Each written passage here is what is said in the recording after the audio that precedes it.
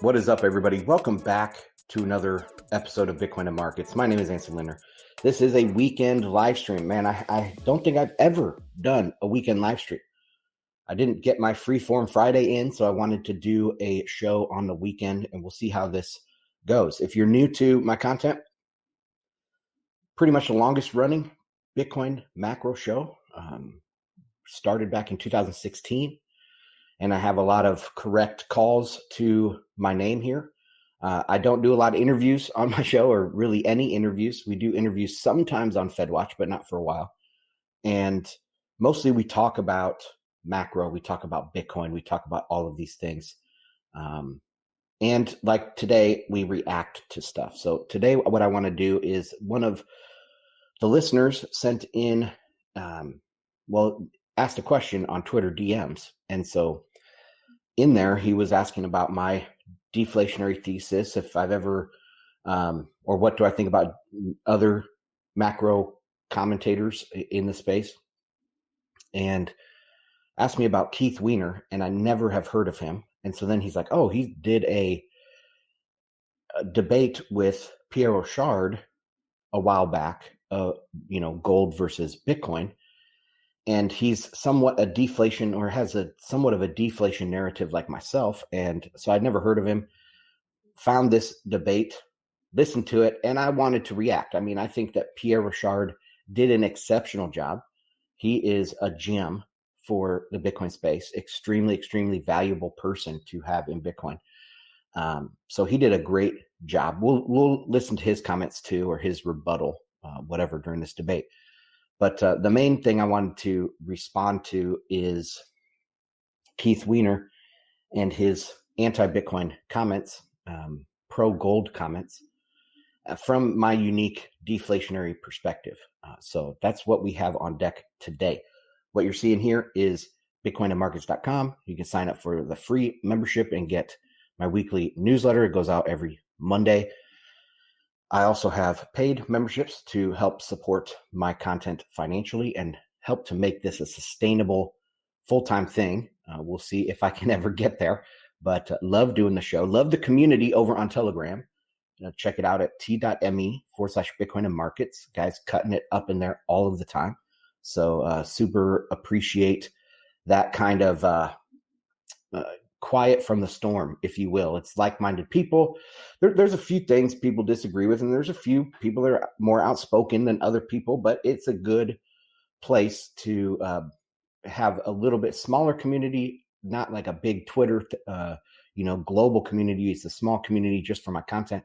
But yeah, I love Telegram, as you can tell. T.me/Bitcoin and Markets. Okay, let's go to, should we check the price? Should we check the price before we go into this? Because price is everything. So here we go. Sharing on the screen the price chart. It's up a little bit green on the day. We'll see if we can break out here. It's 27,266. I'm going to hide some of these things here. If we can break above this line, let me bring the 50-day moving average up. Think. Where are you? Okay, there we go. So if we can get above the 50-day moving average, which is sitting at 28,200, and this red diagonal downward trend, if we can break up above that to 28,500, then I will consider this a new breakout, and we'll see where the new highs are. One of the things I talk about all the time is when we have resistance like this, that's usually quite strong. And you can see that, the resistance up here in this red zone is this recent top. There's a couple other pieces of resistance. If we go back and zoom out, let me go to the weekly. You can see where that resistance is coming from for that red bar. It's coming all the way back from the end of 2020 into 2021. And even in 2022, we had a pause in this zone at about 30,000. And that's right where we found our resistance. Now, if we can keep chipping away at that, because there will be bids and things at these important levels. And if the more times you hit an important level, the more you chew through those orders on the exchanges, and the more likely you are to break through. So if we found support once again here, as you can see on the 200-week moving average, and we might be able to break up, test that 30,000 once again, and we will have a better chance of breaking through this time. My ultimate targets have been the same for a while. My targets are pretty much focused around the end of Q3, because I think that is seasonality. With seasonality, there's going to be a lot more volatility around the end of Q3 this year. So my target is for the end of Q3. And if you want to know what that is, got to join the Market Pro tier. So Premium Market Pro at bitcoinandmarkets.com. I do my premium newsletter. Okay, let's get back into what we came here for, and that is Reason Magazine hosting the Soho Forum debate, Keith Weiner versus Pierre Rochard. And we'll listen to this resolution, what the resolution is that they're debating over, and then I have some comments on that. So let's go ahead, make sure everything is lined up. If you're listening on Telegram, guys, this should come through the audio, and you're seeing Inception right now because I had to share a window so that, and I didn't want to share like the back end of the browser that I'm in. So I'm sharing this screen, and it's kind of like Inception, but you'll be able to hear the audio come through, I'm pretty sure. So, okay, let's go and start this up. Without any further ado, I want to remind you of the resolution. Gold will remain an important form of money in the 21st century. Please vote initially, yes, no, or undecided on the resolution. Here to defend the resolution, Keith Weiner. Keith, please come to the stage. Okay, initially here, the resolution. Will gold be an important currency at the end of the century? I don't like that they use the word important. What does that mean exactly? It's subjective. I actually might take the affirmative here. I don't think that gold is going away. What exactly is important? I mean, some people, we still use barter, right? Like if a friend does a favor for you, you pay him in a 6-pack of beer or something. So there's barter all over. Or you let me use your ladder. I need the ladder for something, and my neighbor has a ladder, so I'm going to borrow a ladder from them, and then my wife will bake them a dozen cookies or something. I don't know, but there's barter going on everywhere. There's people using silver. I mean, I haven't seen this in many years, but when I was a gold bug, people would walk around with silver. You know, I know people that walk around with silver coins in their pocket because they tried to use silver for everything. So what does an important money mean? Another thing I would say to this too is Latin an important language? I mean, nobody speaks it on a day-to-day basis. I mean, it's used right in some Catholic churches, I think, still use it, but it's not like used anywhere, but it's still very important. So what is this resolution is very poorly worded. Important money. But okay, let's get on with this. As you can see, I'm going to be stopping a lot. I'm going to be talking a lot. So we'll see how long this live stream takes me. Okay, let's go. Taking the negative on the resolution, Pierre Rochard. Pierre, please come to the stage. Yay, Pierre. Boss. Okay, I hope you've all voted yes, no, or undecided on the resolution. Connor, please close the voting. Keith, you have 15 minutes to defend the resolution. Take it away, Keith. While everybody is panicking and selling their crypto, Hold on, many of my friends, students, and private clients are making... Okay, here we go.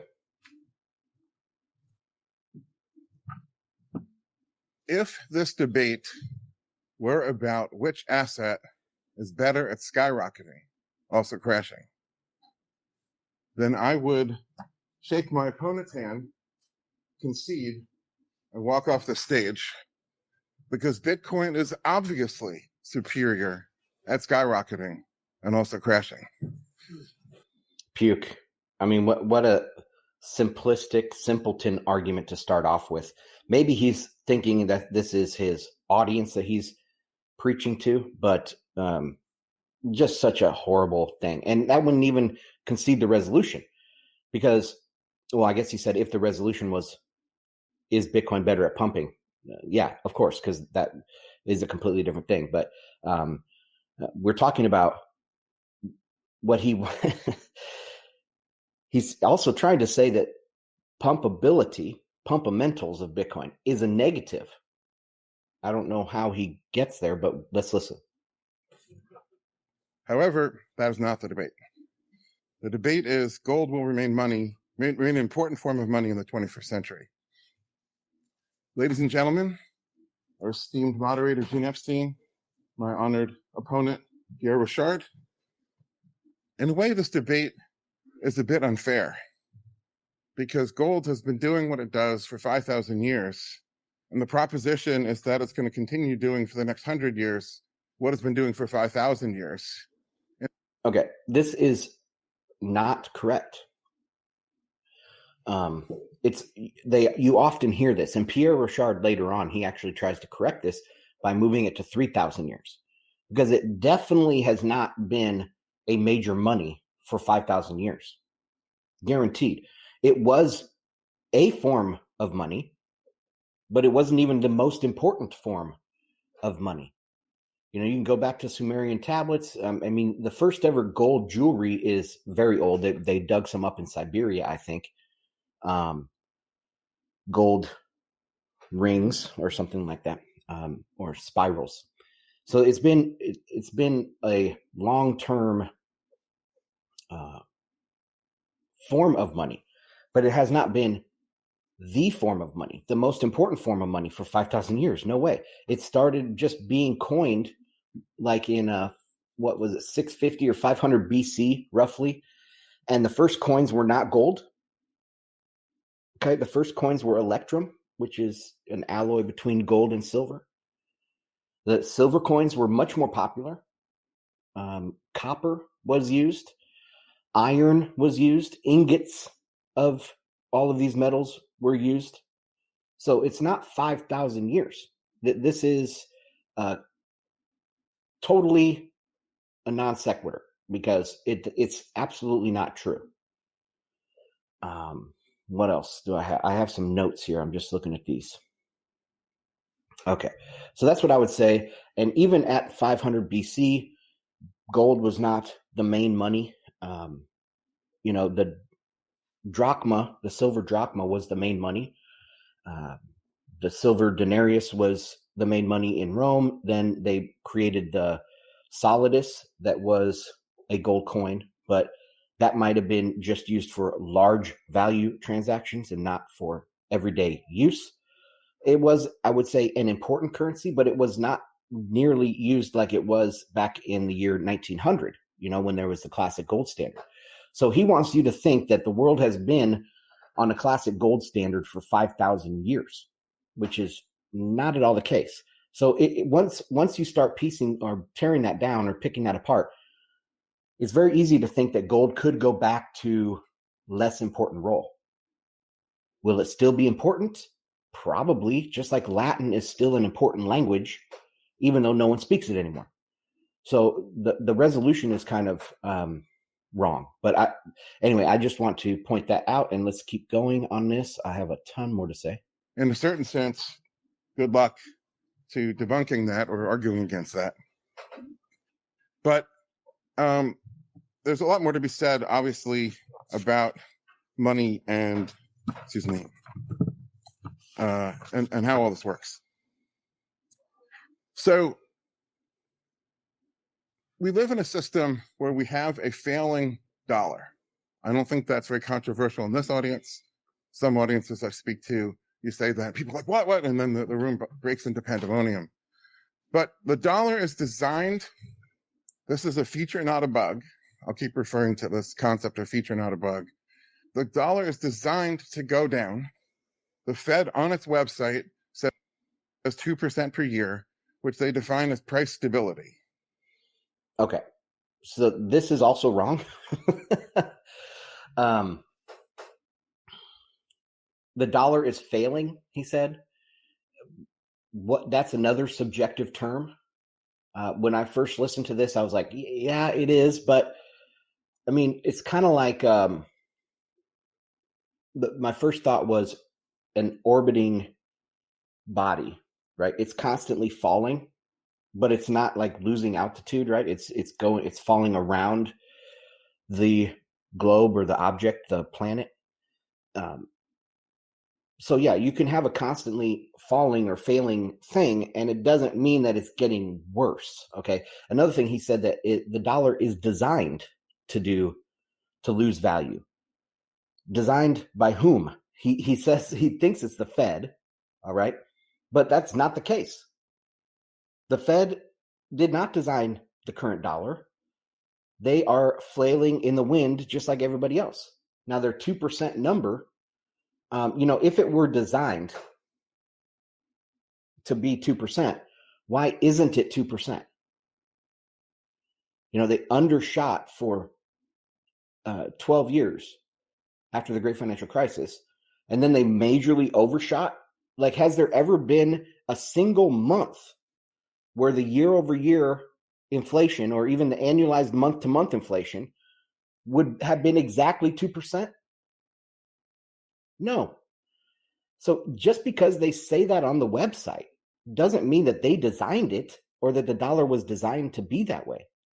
It wasn't designed by anybody. It just happened that way. What else do I have to say about this? So they just picked a number, 2%, to, one, give the market something to set expectations around, and two, because that's kind of what it has been naturally, roughly 2%. If they set a goal at 5% and it was 1%, people would laugh and say they're not even in a charge. They're not even charged this. But if they set it at 2% and it sticks around 1.5%, they're close. And people can still believe in this false notion that the Fed designed and the Fed controls and the Fed they're omnipotent.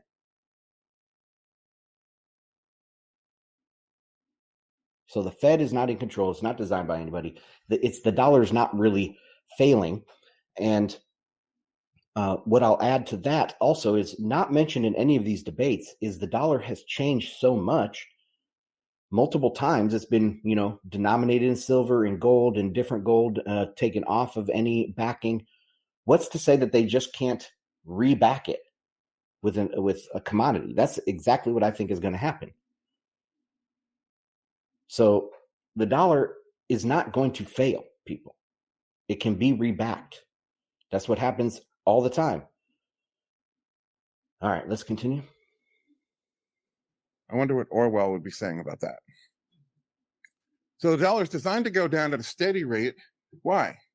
As a free boon to borrowers. Okay. See, this is the problem when you go down this rabbit hole thinking that the Fed is omnipotent. Because then you have to rationalize why would they do this? And it makes you think false things, reach false conclusions about their motives or about the way the system actually works or whatever, because you think it's designed and the Fed is omnipotent and they're doing this for a reason. No, the thing is, the Fed is floating just like we all are. They are trying to look competent so that they can somewhat set future expectations. That's it. So it's not designed to be a boon to borrowers. It is, in a certain sense,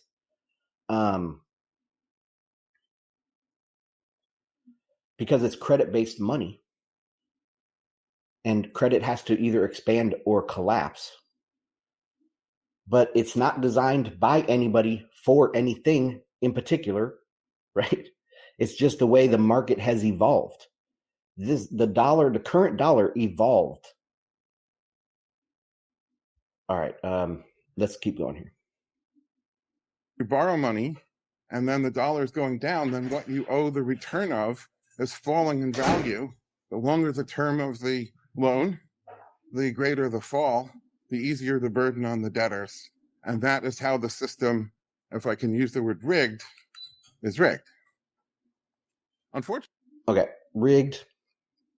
Again, another term. Life isn't fair. I think he touches on that again a little bit later, but nothing is fair. Okay. And just because the market goes against you, like that's another thing. You start thinking that the market is purposely rigged because you think it's designed and controlled and operated and managed by the Fed. So they have to be actually manipulating this against your own self-interest. But that's not the case. Okay. This life isn't fair. The world works the way it works. Nature is, it's not nice. Nature is not nice. So, yeah, you could say that nature is rigged against the, certain animals that go extinct, or nature is rigged against an antelope when a lion eats it or something. But no, that's just the way the world is. It's not rigged. That's the way it works. So do I have anything else on this? He contradicted himself, but let's see if we keep going on this. Fortunately, the dollar doesn't do as they would wish. Okay, there he contradicts himself right there. It's rigged. They control it. They designed it. All right, but it doesn't work. I mean, he contradicts himself right away. So instead of thinking that, instead of saying, "Oh, it doesn't work the way they want it to," I must be wrong that it's rigged. I must be wrong that the Fed is in control. He doesn't think that, he wants to find another way that it's manipulated, or why their omnipotent control is actually just partially omnipotent or whatever. You can see how this gets complex very, very quickly because you start from the wrong premise. Doesn't do as their theory would predict. And it isn't steady or stable. It is not a simple mechanism for robbing Peter to pay Paul, Peter being the lender on the other. So every trade has two sides.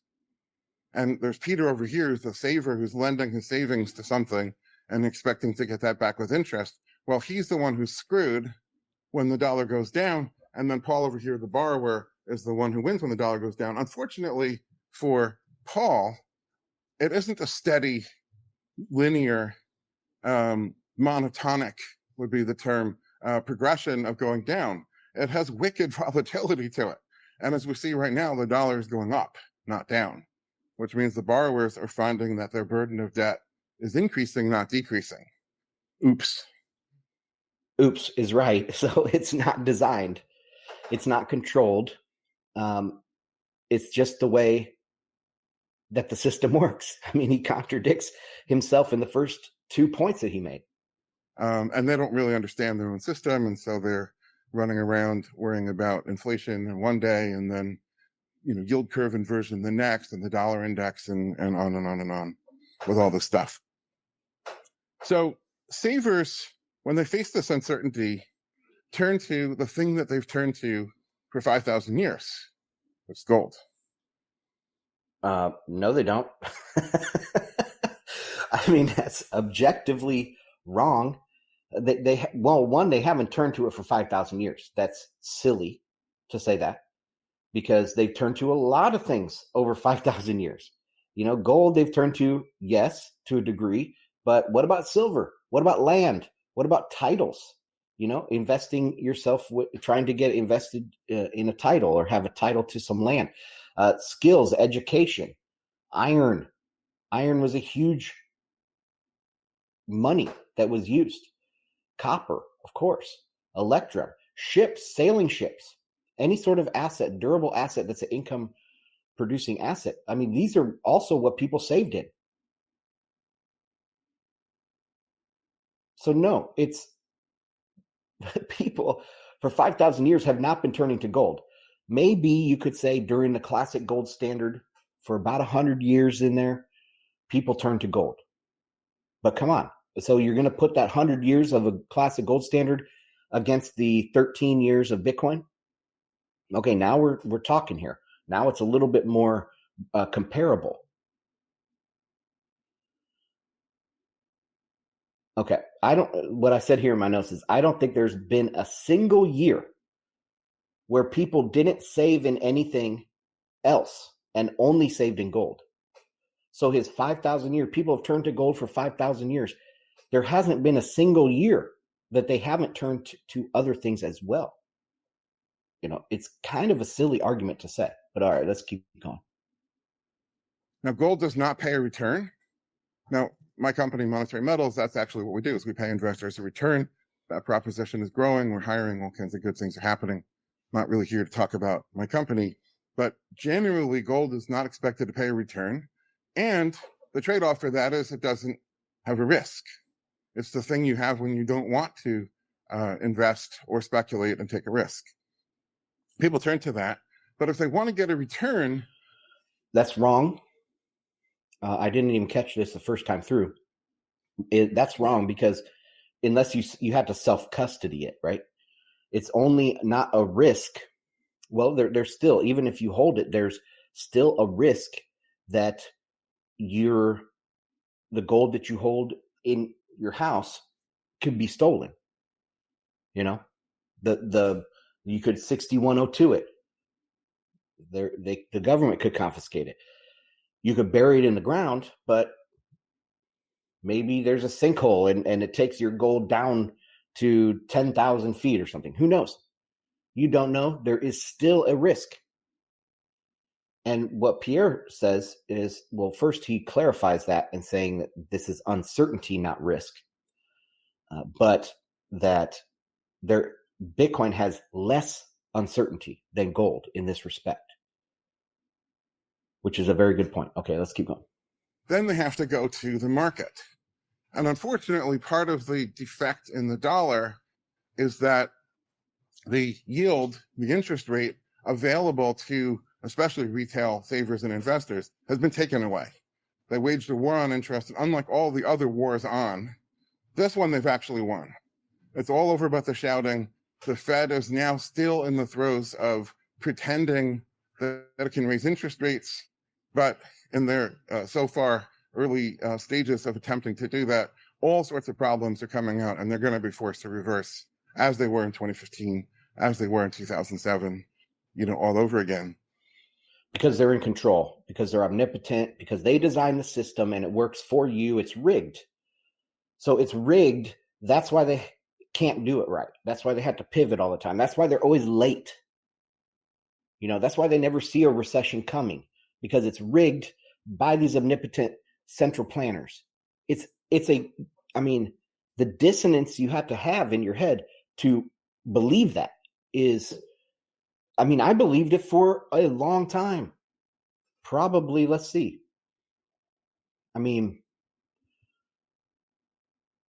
I believed that probably for 10 years of my adult life.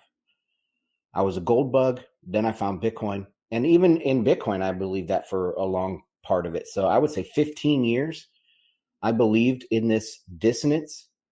But once you see it for what it is, that if the system is rigged, if it's designed, if the central planners are omnipotent and they can control the interest rates, why are they always wrong?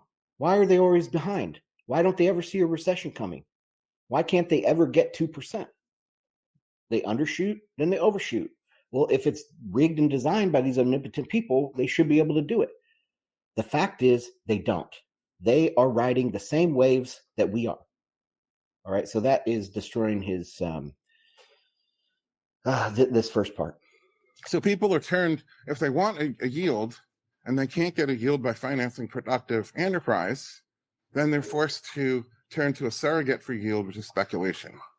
So you have to go into the Fed's casino and you have to put your chips down, and you can bet on stocks, you can bet on real estate, you can bet on fiat currencies, there's a bookie taking orders on everything from Turkish lira to euros and everything in between.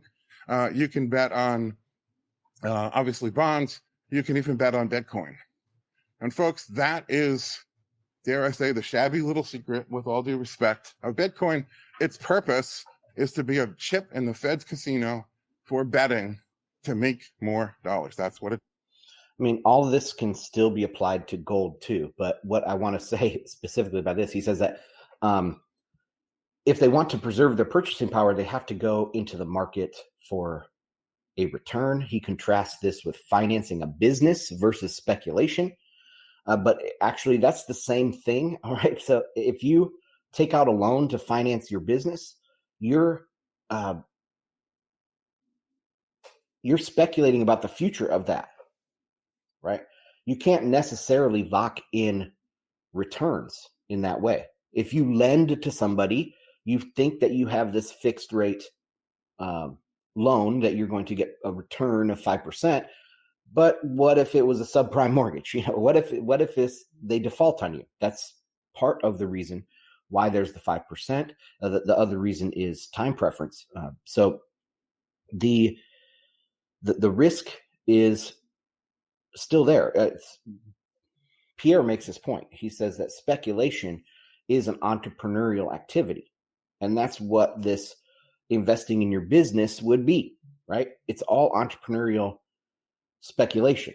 And so these things are the exact same thing. And then he says that Bitcoin is a chip in the Fed's casino for betting to make more dollars. What do I have here on my notes?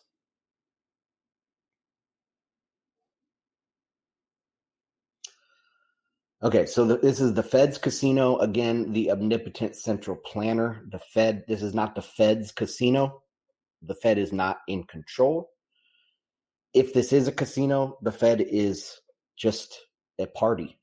Maybe they're the dealer or something. It's not the Fed's casino. They're along for the same game of chance, the same ride that you are.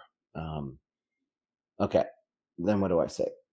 All money is speculation. Pierre talks about this. It's all about uncertainty. He also says something like income is consumed. Of course, that is incorrect. Financialized everything. Now, I do kind of agree with this. All right, that he gave the example of like Ferraris and art and all of these things gain some. Oh, I hit my mic. Sorry. Gain some monetary premium in the system. I do agree with that. But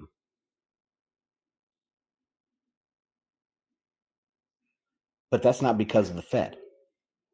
It's because the form of the money is credit-based money at the end of a credit cycle, and there's a deflationary pressure, right? And it's that manifests itself, or can also be said, as a monetary shortage. The debt burden outweighs the return on investment. And so you're trying, the market naturally, the human animal naturally tries to monetize other things. Jeff Schneider has talked about this, during a monetary shortage, you get monetary alternatives springing up. And that is where this monetary premium and financialization comes from. It comes from a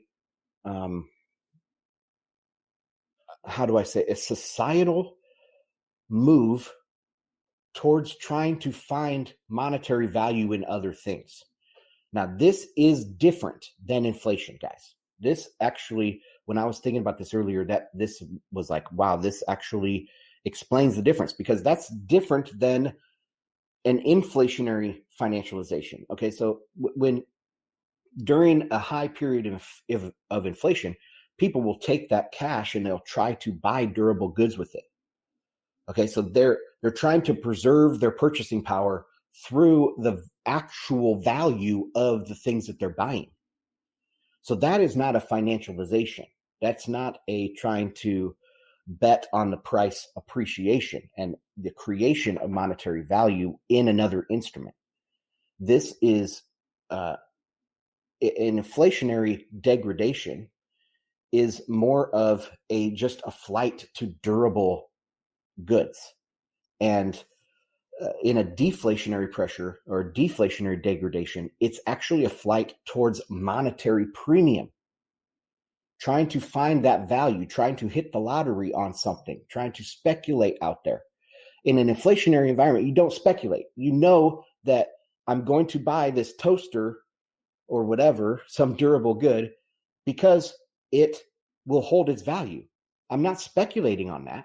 Well, I mean, I guess it is kind of speculation because everything's speculation. But I mean, I'm not betting that the thing will gain value. I'm betting that the thing will keep its value relative to the currency. And that's not what's happening here with the financialization from a deflationary pressure. I hope that makes sense, because I think that is pretty profound and explains, it's like almost irrefutable at this point that is a deflationary type of circumstance versus an inflationary type of circumstance. So what else do I say here in my notes?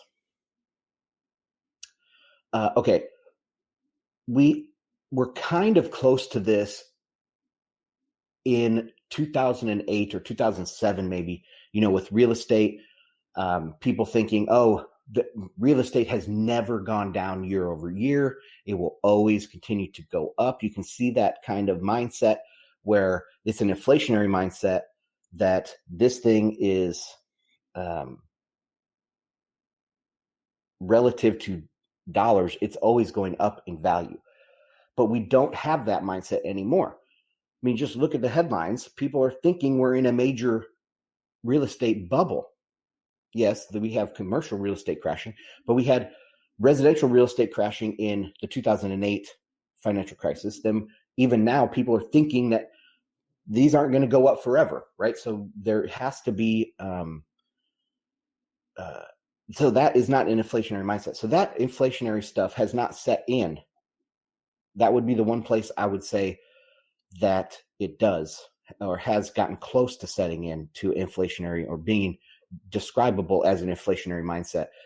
But overall, all of this stuff is a deflationary degradation. That's what happens. People search and speculate for monetary premium out there. Okay. What else do I say in my notes? That's it. Let's go. It does. That's what all these other things are increasingly perverted into doing. Equities have become that. Real estate has become that. Old artwork, old antique Ferraris, whiskey, wine. Oh, there he you says name it. there. Everything has been financialized and turned into a bet in the casino. So let's look at Bitcoin now for a moment. Bitcoin is skyrocketing. Well, not at the moment. Today was down a few percent. But generally skyrocketing. It has been in quite a bull market. And that's not a bug, it's a feature.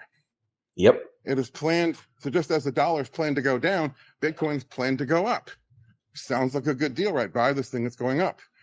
That's kind of correct, actually. But Bitcoin isn't planned, the dollar isn't planned to go down. That is naturally how it has evolved.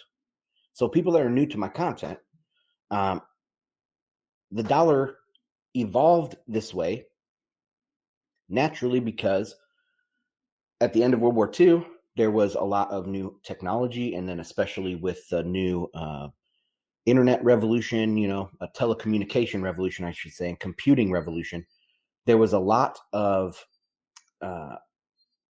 ability to use credit for productive purposes, to get a high growth rate.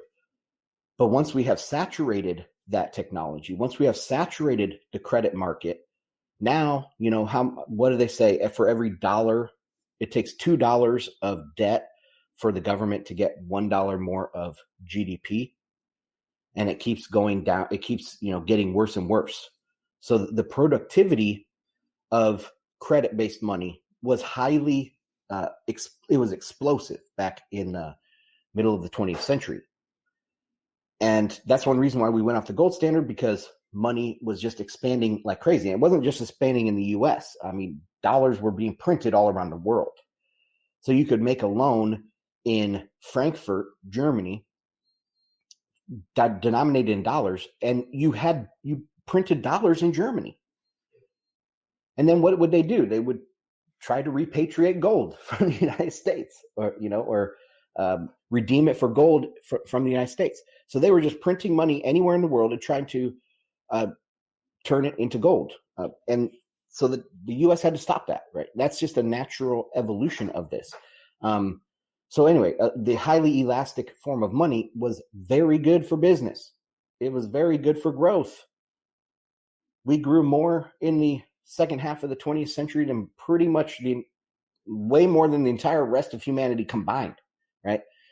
Because of this highly elastic credit and technology revolution that we had. But now we're at the end of that. And the money will evolve away again. It will evolve back to something more sound, because when you have a credit crisis, you're trying to flee to assets that don't have any counterparty risk, and that's why gold will get a bid, and that's why Bitcoin will get a bid. But of course, Bitcoin has much more explosive fundamentals than gold has. So, that's what I would say. Who's on the other side of the trade? And the dollar, the going down benefits the borrower, and Bitcoin, the going up benefits they're not really savers, we'll call them hodlers. Who's on the other side of the trade? Well, that's the problem. In Bitcoin, there is no creative or productive thing generated by Bitcoin. The only way that anybody makes any money is by selling their Bitcoin to fresh new money coming in. So I buy Bitcoin, I give my money away to this gentleman here. My money's gone. I don't get my money back. It is not a conversion of my dollars to Bitcoin. It is a trade. I give him my dollars, I get his Bitcoin, he's out. I'm hoping that it's going to go up. So far, Bitcoin's been in one hell of a bull market. Eventually, if you wait long enough, it does go up. Maybe. We'll see. This time may or may not be different. And then I sell to this gentleman over here. I don't get my dollars back. It's not a return of my capital. It's this gentleman giving me his capital, which converts to my income to be consumed. So it is a vehicle for conversion of one party's capital to another party's income to be consumed.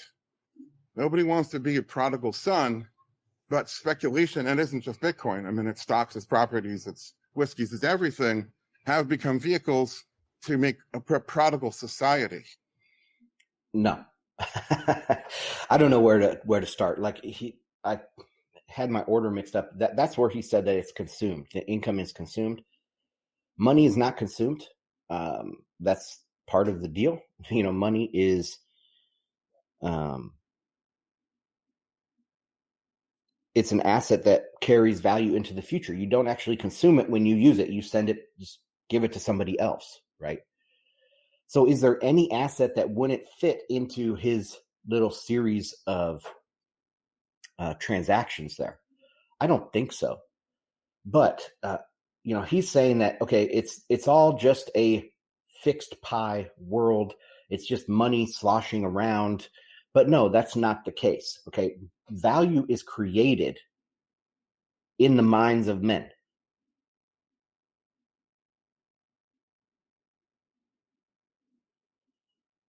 Value is subjective. So here's an example. I have an apple to sell you, and a guy comes up to me. He's like, I'll give you $1 for that apple. I say no. He says, how about $2? I say no. I'll take $3. Like that price, that value was not created in any transaction. It was created in my mind. The value that has. Value is completely subjective. So he doesn't even understand money in the first part, or pricing. It's just, let's see what I say. Just looking at my notes here. All right, let's keep going because I think he has something else coming up here. We don't want to spend our own life savings down or family legacy down. We're spending somebody else's through the magic of what we feel is a market. But it's a rigged game, and everybody is forced to be there because the Fed has taken away yield. Everybody needs yield. You can't get yield one way. You turn to the surrogate, which is speculation. Okay. That's incorrect. Like I have already stated, the Fed has taken away interest rates or yield. That's not the case. That's an interest rate fallacy. Is actually, as money becomes tighter, because returns on credit decrease, the diminishing marginal revenue product of debt, then lenders will be less likely to lend and borrowers will be less likely to borrow because they don't see any way to repay principal and interest. That's why interest rates go down, because you're narrowing the pool of potential borrowers. It's actually tightening of money. Credit standards tighten and demand goes down. So you narrow the window of where the new credit is going. That's why interest rates fall. So no, the Fed did not take this away. This game is not rigged in that way. I mean, yeah, it's rigged as in life's not fair, but it's not rigged by the Fed. And again, the searching for yield by investing in these things is people searching for a monetary premium in a monetary shortage. Trying to make some monetary premium happen. Okay, what else do I have written here?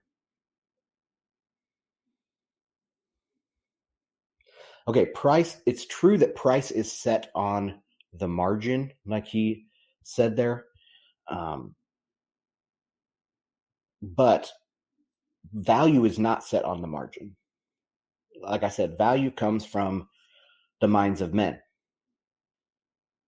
Price is just, he's conflating price and value.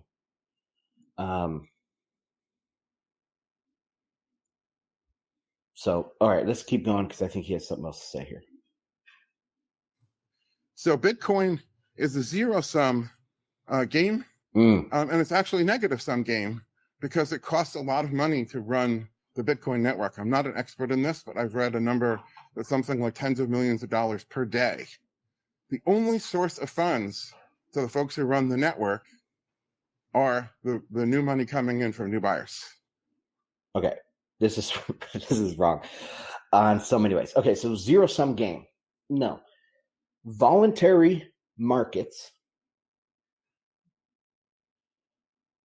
are mutually beneficial, right? Voluntary exchange is mutually beneficial by definition. This is what Mises and the Mises Institute, what they preach all the time, is voluntary exchange is mutually beneficial. It's not a zero-sum game. So even if he was correct in his little arbitrary series of transactions that he said there is utility gained because it's a voluntary transaction.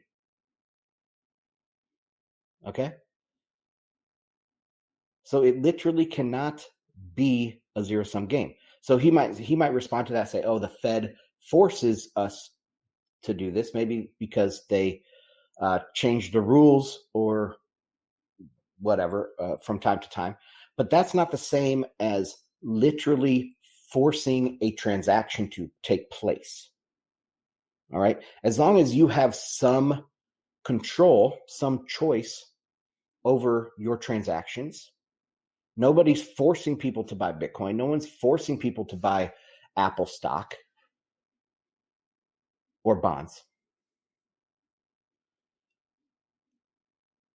So as long as you have some choice, there's going to be some mutually beneficial thing happening in that trade. So it's not zero-sum. It's not zero-sum. Also, again, he conflates price and value. The market price is the clearing price, not the value of a good. So that's important to note. People don't spend their Bitcoin. Okay. Also, I thought of this when I was listening to this. So the people don't often spend their Bitcoin because the value of what you would get in return, people aren't willing to value Bitcoin high enough yet.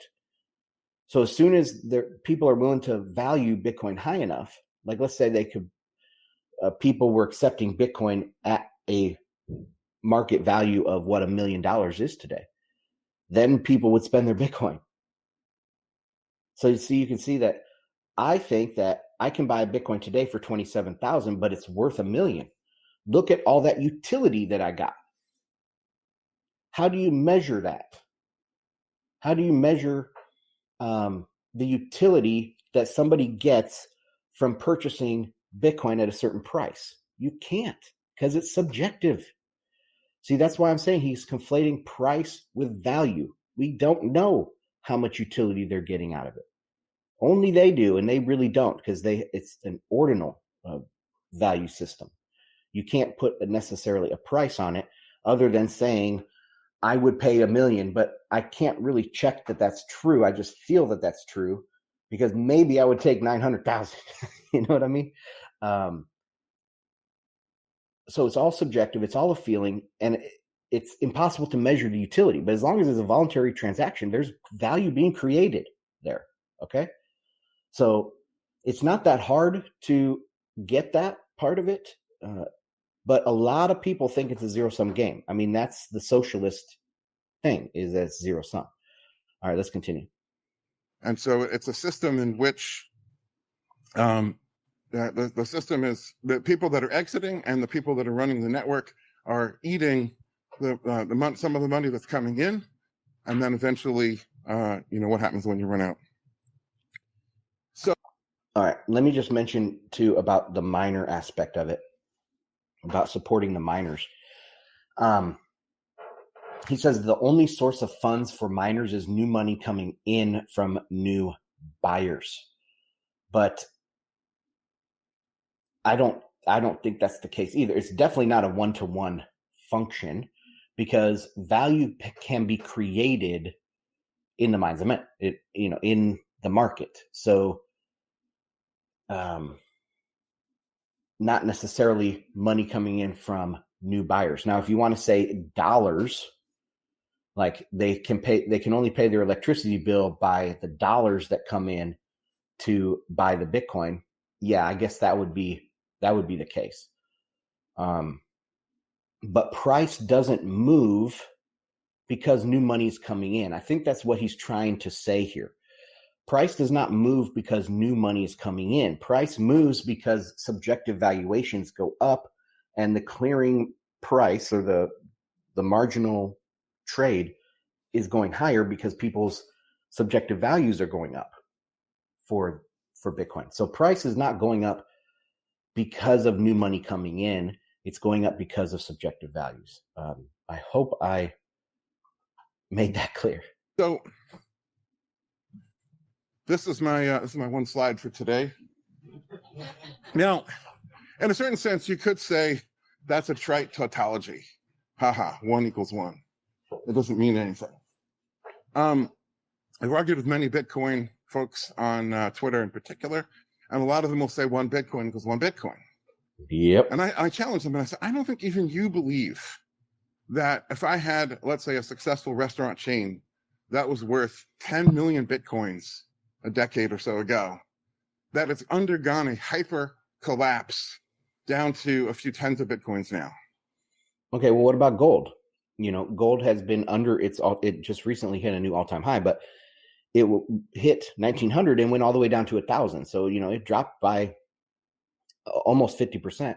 So would he say that business the value of that business was cut in half or doubled just because gold went down? The same exact arguments can be made against gold than, the volatility of gold versus the volatility of Bitcoin.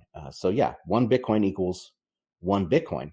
And as Bitcoin matures, which I think we'll get into here in a second, as Bitcoin matures, then it will become less volatile. And not everyone buys that, but we'll touch on that in just a second. I don't think anybody really believes that. You realize that it's the unit of measure that's shifting and not the value of the thing being measured. So I want to look at this and what this means in terms of gold, because it's not just simply a tautology. I'm not just simply saying 1 ounce equals 1 ounce. Austrian economics Wait, that's exactly what he's saying. teaches us that as the quantity of a commodity increases, its utility or value at the margin decreases. I live in Phoenix. It's a very hot desert. This time of year, you could expect temperatures of 115 degrees in the shade. If you're walking around in the afternoon in the sun, you will go from perfectly happy to thirsting to death, within an hour or so. If you come across somebody offering to sell you water, what is the price you're willing to pay for that water? For the first liter, you'd open not just your wallet, your bank account. The second, the third, by the fourth liter, you would refuse it. Everything has a utility that is diminishing at the margin. Gold is not consumed, and it's been continuously mined, so far as we know, for at least 5,000 years. And in those 5,000 years, we have not reached the point where marginal benefit is less than marginal cost. We continue to accumulate more of it without any apparent limit. And what this is saying is that at the margin, gold's utility is not diminishing. The nth plus 1 ounce has the same value as the nth ounce, which is saying that gold is the closest thing we have to a economic constant. Okay. No, gold definitely has diminishing marginal utility, 100%. We just haven't reached that yet, right? It's the big difference between saying there's no apparent limit and that there is no limit. It's the same way we could say with the water example. He used gigantic measurements, a liter, because you can quench your thirst with a liter. But what if we used teaspoon or molecule of water? The apparent, diminishing marginal return would be very hard to identify, right? So no, gold is not magic. Gold does not have lack diminishing marginal returns. It's just that we're not having enough of it yet. But I'll also say that, I don't think anybody would argue if gold or if the U.S. government dumped its 8,000 tons of gold on the market, that we wouldn't see diminishing marginal returns. It's just kind of a silly argument. Or if some space aliens came and dropped, because they say all gold ever mined is a cube that's 21 meters, a cube 21 meters across. What if aliens came and dumped gold that was 500 meters across, a cube that was 500 meters across, hyperinflating the gold supply? Would anybody ever say that is not going to see diminishing marginal returns? No, of course not.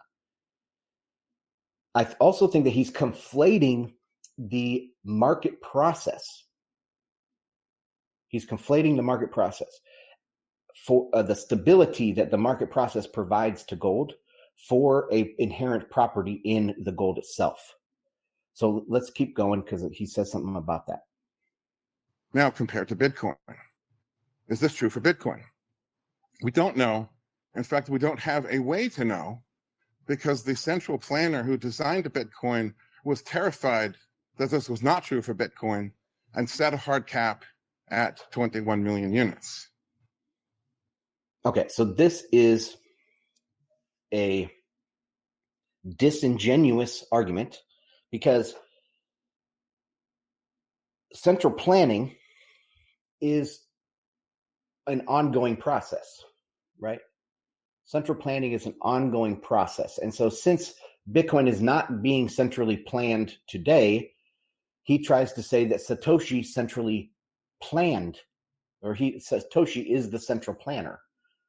But to be a central planner, you have to be ongoing in the process of central planning.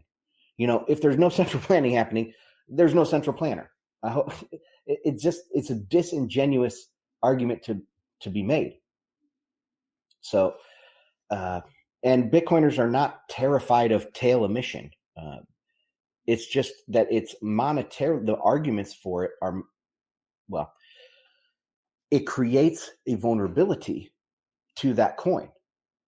Just like gold's tail emission creates a vulnerability to gold of a harder currency coming in.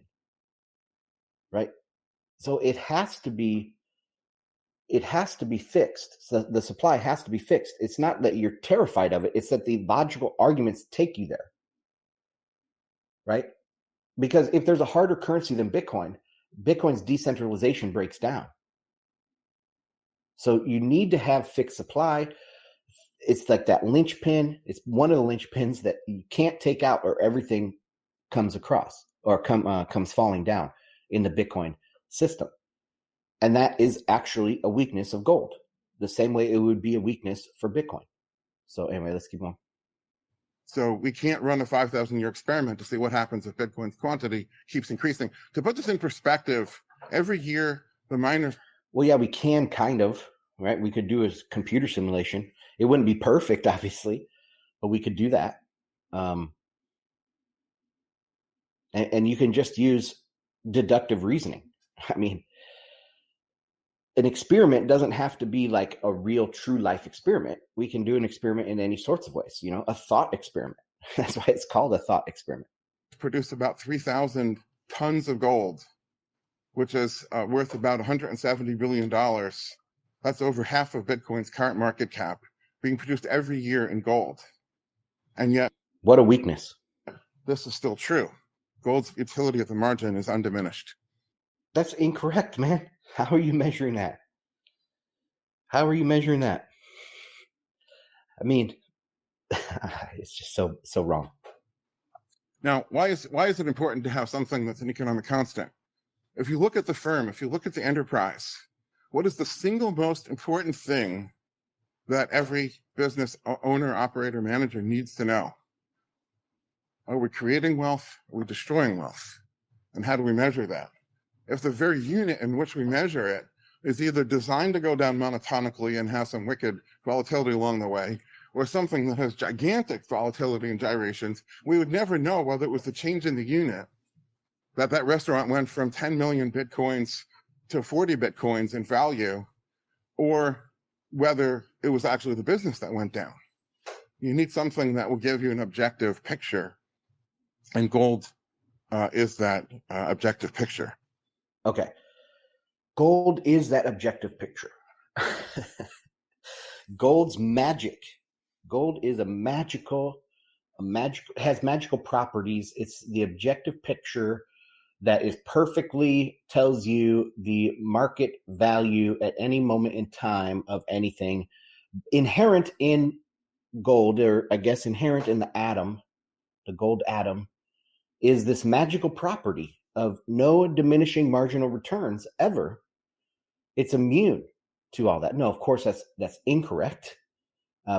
Gold is mined at a sustainable rate because the market balances diminishing marginal returns with supply and demand. It's the market doing that, not gold. Gold has some properties that make it easier to do for the market processes to work a certain way on that certain metal, but it's not the gold itself that's the objective picture. Okay, it's the market process. The market is creating the stability in the asset.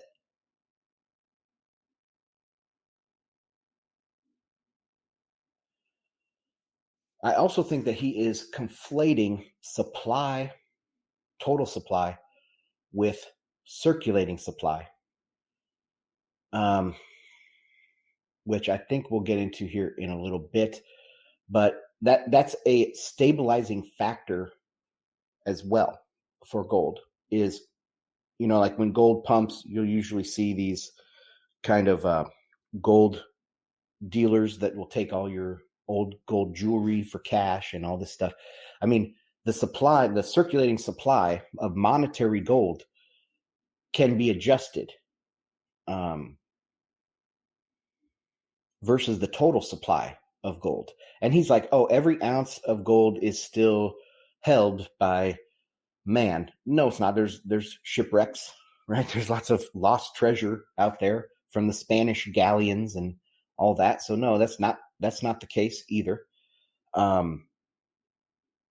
What else? I think I'm going to get into this circulating supply versus total supply in the next section. Let's see. So I would just, to sum up that part, no, gold isn't magic. It's a market process. The market is what's providing the objective picture through gold, through the money. It can do that through Bitcoin the same way. It's just that gold is more monetized than Bitcoin is. We were talking on the server about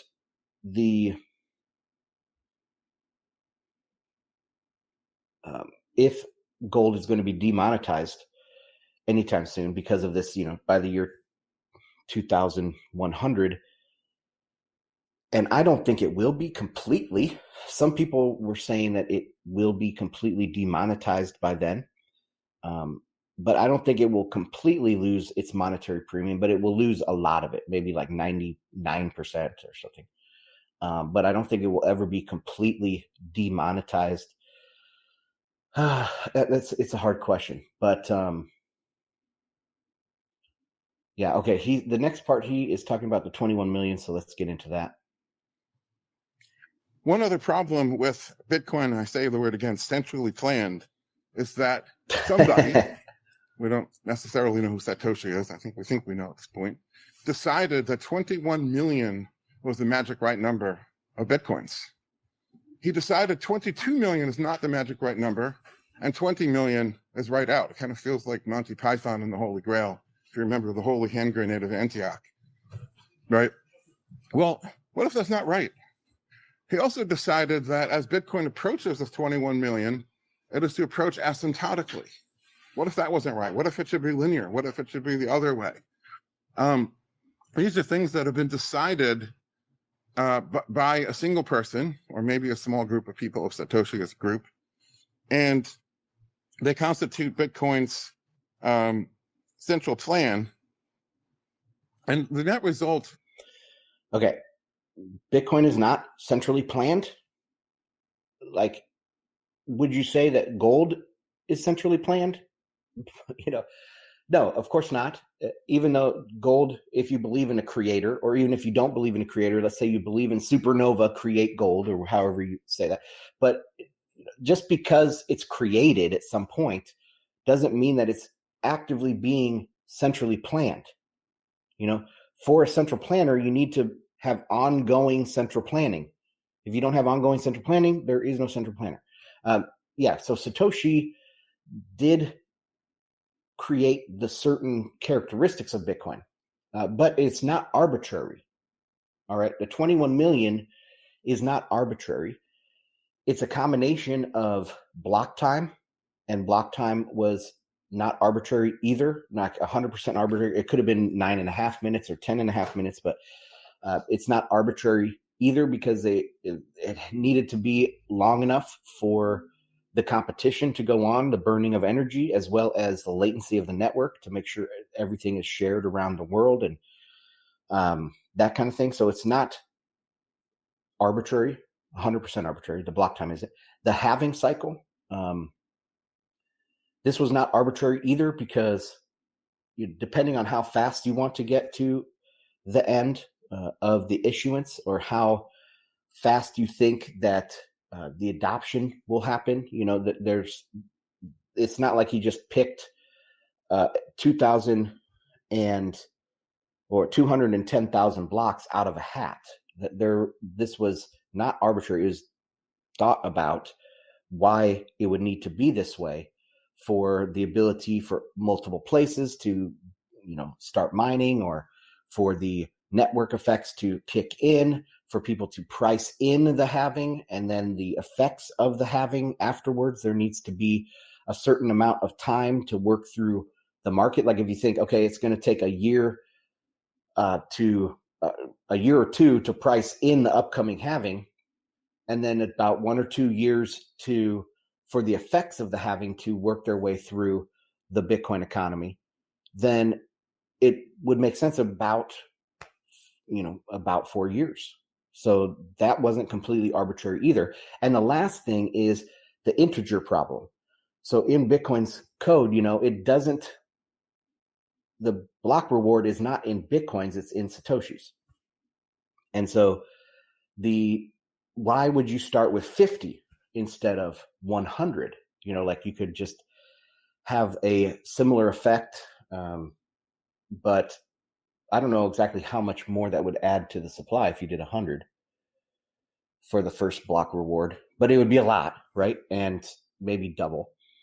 And the problem there is the Satoshis, the total number of Satoshis comes right up to that limit of the integer number in codes. And I have a link here. Let me go to this link. Why is Bitcoin in 8 decimal places? And I'll scroll down here a little bit. So it's also worth noting that this decision means the total Bitcoin supply is approximately 2 to the 50.89 power. 2 to the 50th power, which means it's smaller than the maximum value for a 64-bit integer, which in computer is 2 to the 63rd power, and smaller than the first integer that can't be exactly represented in a double precision floating point number, which is 2 to the 53rd power. So see, if he would have done started the block reward at 100, there would have been too many Satoshis to fit into a integer in the computer. Like without, it says, the standard programming languages can deal with Bitcoin amounts without requiring custom implementations or dealing with overflowing. So to get rid of those problems, he created it with 21 million. It was pretty much the biggest number that he could get in Satoshis, So what is that? Is that 2.1 quadrillion, or I think that's 2.1 quadrillion. I'm trying to count the zeros. Maybe it's 210 quadrillion. I don't know. It's some big number, right? And that's the most amount of Satoshis that you could have without causing these problems in the integer of the computer languages. And you were able to have the halving cycle, and you were able to do the 10-minute block time. So that the deeper down you go, you realize that this 21 million was not arbitrary at all. It was an elegant solution to I hit my mic. Sorry, guys. To an elegant solution to this problem. How do you pick the supply? Well, let's figure out to go through all of these steps that I just did. And now we're, 21 million. That's pretty much the best answer. So another thing too, is he's like, why couldn't it be something different? Couldn't the solution, like linear, not a halving, but it goes in a linear progression instead of a exponential type fashion? Yeah, that's possible. Okay, that's possible. Maybe he said also backwards, like have less inflation up front and more inflation in the back. Like what makes that the right choice? And there's reasons for this, of course, but that's not a significant difference. You can do that if you want. You can relaunch a new Bitcoin if you would like.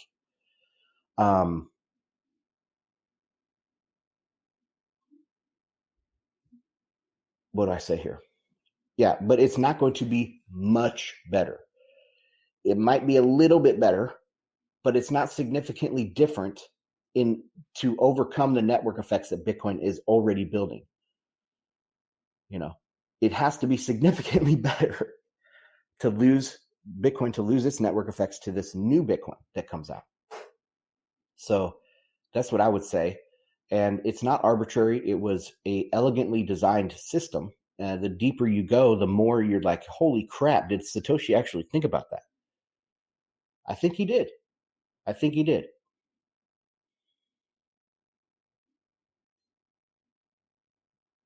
he went through all of those steps. So anyways, what else do I have to say? So Bitcoin's properties, Bitcoin is not being centrally planned. It has a nature and it has properties. They are set. just like gold's properties are set, the thing is Bitcoin can be built on top of and sent digitally through computers. So you can build layer 2s, you can build layer 3s, you can use open dimes, which I guess open dime would be a layer 2 because you don't need to send an open dime. You can hand an open dime to somebody, right? In the future, I guarantee you open dimes will be used physically to trade with people or something like an open dime. So yeah, that's what I'd have to say about that. Let's keep going. Is that Bitcoin cannot respond to changes in demand except by changes in its price. About a minute and a half left. All right, thank you. Which means that with Bitcoin, volatility is not a bug, it's a feature. It cannot be stable. Its design is intrinsically not stable. And so, just to make my conclusion here, Bitcoin is a pyramid scheme. It does not generate or produce anything. Getting back to the debate proposition, I don't think there's any real debate as to whether gold continues to be for the next 100 years what it's been for the last 5,000 years. The only real questions are, one, when does the dollar collapse?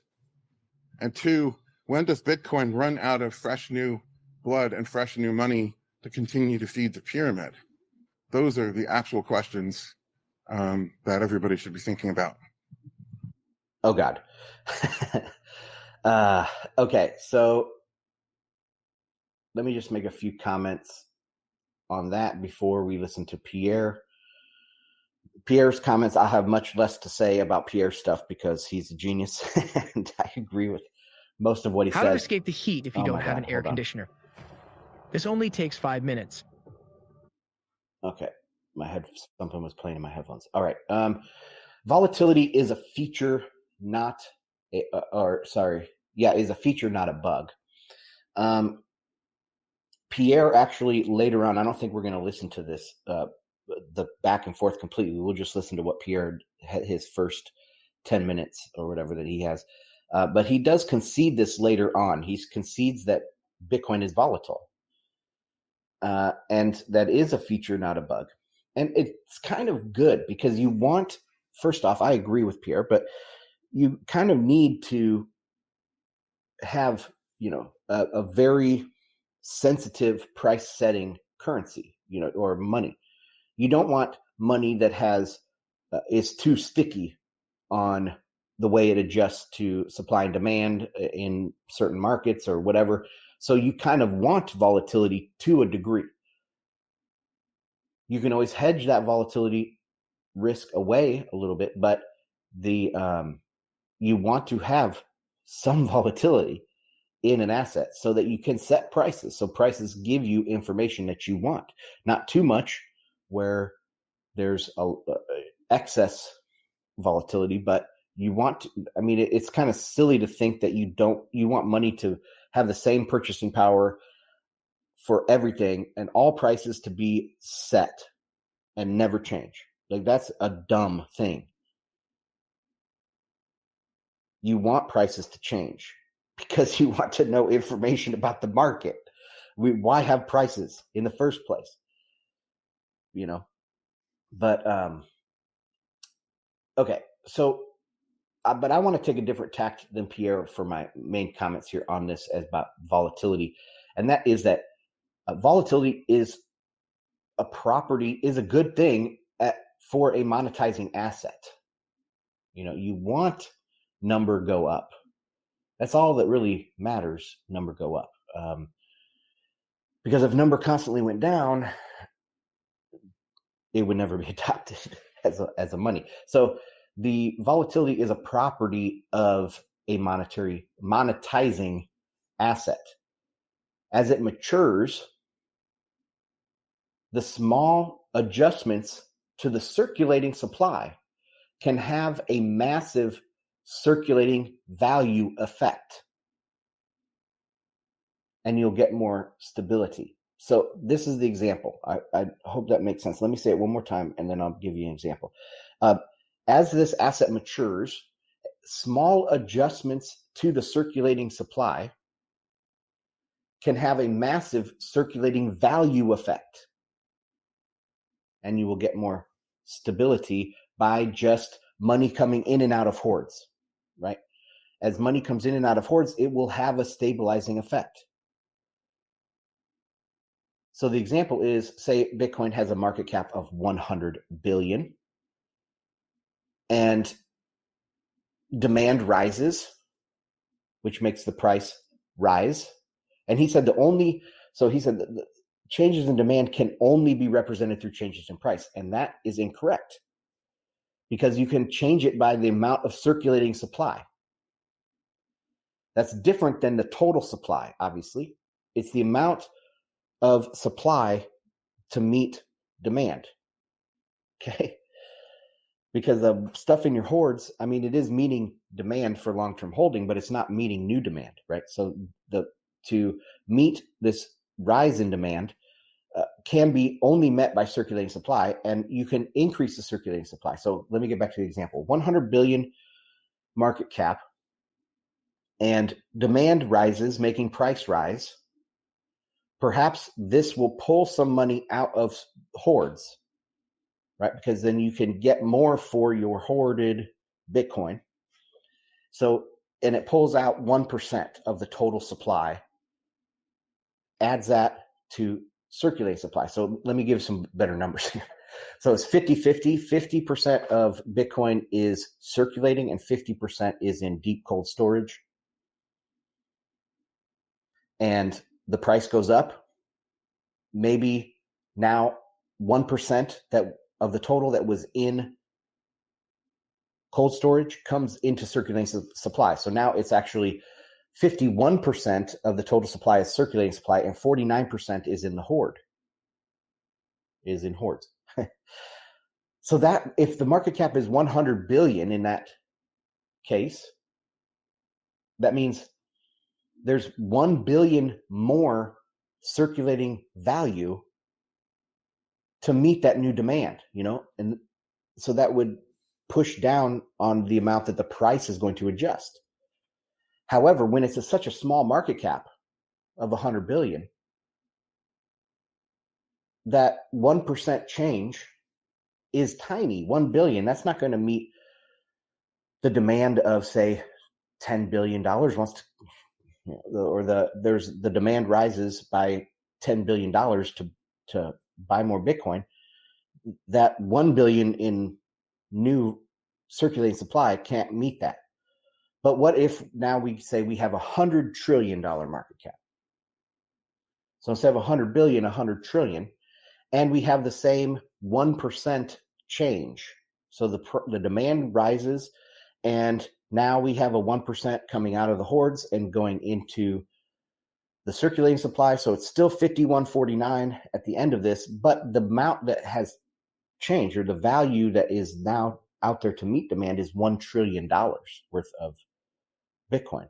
So as the market cap goes up, as a asset monetizes and matures, I hope I didn't lose people on this because this is kind of silly, but as this asset matures and the market cap goes up, the effect of money going in and out of the hordes, going in and out of circulating supply, has a greater ability to stabilize the value.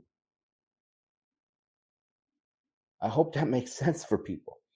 Also, the higher the price, like if Bitcoin is $1 and the price goes up to $2, that's a 100% increase. $1 is a 100% increase. But if the price of Bitcoin is $100 and it goes up $1, then it's only a 1% increase, right? So the same amount of the same amount of movement is going to be less volatile as it goes up in value.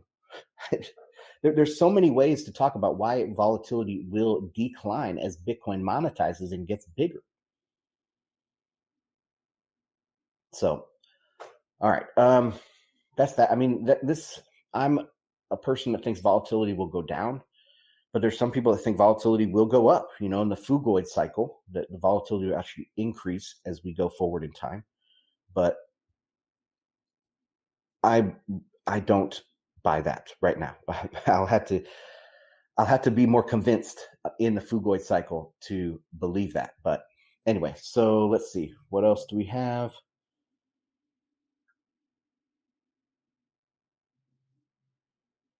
Therefore, changes in demand. Okay. At the end, I just want to say to the last thing about Keith Weiner here is that, when the dollar collapses, you don't hear anybody really talk about when the dollar is going to be backed by Bitcoin. Like that's a common theme in gold bug circles. James Rickards has made a career saying that they're going to remonetize gold and put back the dollar, or not remonetize, but reback the dollar with gold at a much higher price in dollar terms. That same thing can happen with Bitcoin, right? So the death of the dollar is not going to happen. The dollar's not going anywhere. The worst case scenario, I think, for Bitcoiners is that they back it by gold again. And of course, the best case scenario is backing it by Bitcoin. And even if they do back it by gold, it's not a loss. That would be a win for everybody. So anyway, okay, let's listen to a little bit of Pierre Rochard. I'm not going to have too many comments on his, but let's do this here.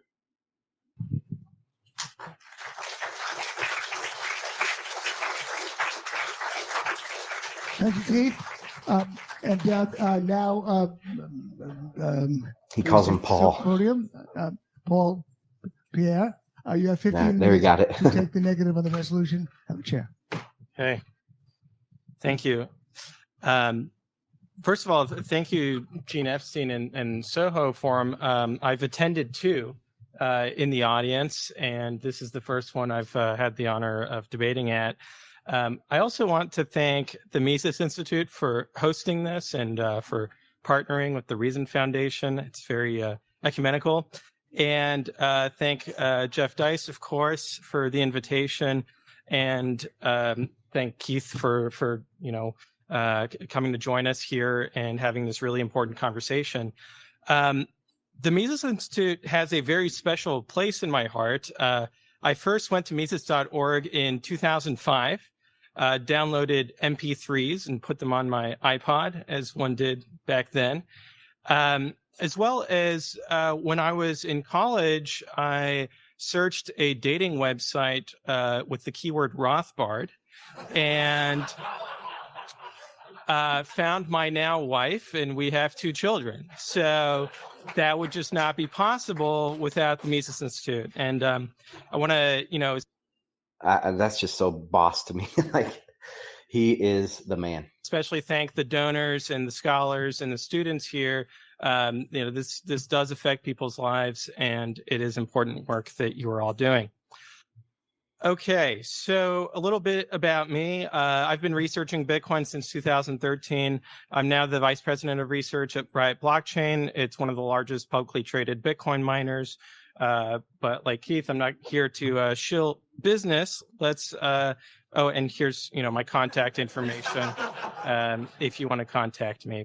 So I think that the first really, maybe this is a separate debate, but it's a debate within a debate, is what is money? What's our definition of money? And if you attended Professor Klein's excellent lecture on money yesterday, my impression was that she gave the consequentialist definition, which is really kind of what is the end result of the market process, is that you have an asset that emerges as the most saleable, marketable liquid good. And really, I think that's a fine definition of what money is in kind of equilibrium. But as we know, market processes are not in equilibrium. And if we think about from a first principles perspective of why do we hold money, I refer back to an excellent article written by Hoppe about the yield on money held, which is an article written by William Hutt, whose name I see here. And it's really about hedging against uncertain future cash flows. So we have a lot of uncertainty in the world. And uncertainty has a very specific definition that we would contrast with risk. Uncertainty is unquantifiable. You don't know the possible range of outcomes. Whereas risk is quantifiable. You can have actuarial models and be able to price risk, whereas uncertainty is something that is uninsurable. And the reason we hold money is because there are future cash flows that are uninsurable. If all future cash flows were known, right, in the evenly rotating economy, then we would be able to not have to hold money because we could prearrange all of our transactions so that, we always have this intertemporal double coincidence of wants, which is obviously completely unrealistic given the world that we live in. So we have to hold money, and it has to be, if we're hedging against uncertainty, I would argue that the money that we have to hold has to be the least uncertain asset possible, right, available to us in order to most fulfill the utility of hedging against uncertainty. Okay, so. All right. What just next level? Like listening to him versus Keith, I just think Pierre is next level. I mean, he's citing different thoughts by different people, especially being that this is a sponsored Mises event, and these people would be more inclined to be Austrians than to be Bitcoiners, that he is appealing to the audience, which is very good. And let's see, what else did he say there? He said about uncertainty, and yeah, he's attacking it from this Bitcoin is better than gold. And I agree. But that is not the resolution. The resolution is that gold will not be a important money in 100 years. Very different. Very different. Again, for people that joined later, I said, is Latin an important language? Even though it's a dead language. Yes, it is, depending on what you mean by important. So Pierre is arguing this resolution from the perspective that Bitcoin is better than gold and will steal gold's monetary premium. And I agree with that. But that doesn't mean that gold is not important or that it will stop being important. And I personally don't think it will lose 100% of its monetary value within the next 100 years. So, there's always a slight bit of risk. Like, what about if there is this risk of quantum computing, or there is a risk of SHA-256 getting broken, or there is a risk of some of these other things in Bitcoin? There needs to be a hard fork in Bitcoin for something in like the year 2034. And I can't remember what it is now. Good Lord. But there is going to have to be a hard fork to Bitcoin in 2034-ish. I think it has to do with a date bug. But so there is some uncertainty in Bitcoin. And that's where gold, I think, will keep 1%, 2%, 3% of its monetary premium just because of that slight bit of risk that Bitcoin actually fails. But everything else will be monetized over to Bitcoin. So will gold be an important money? I think it will be.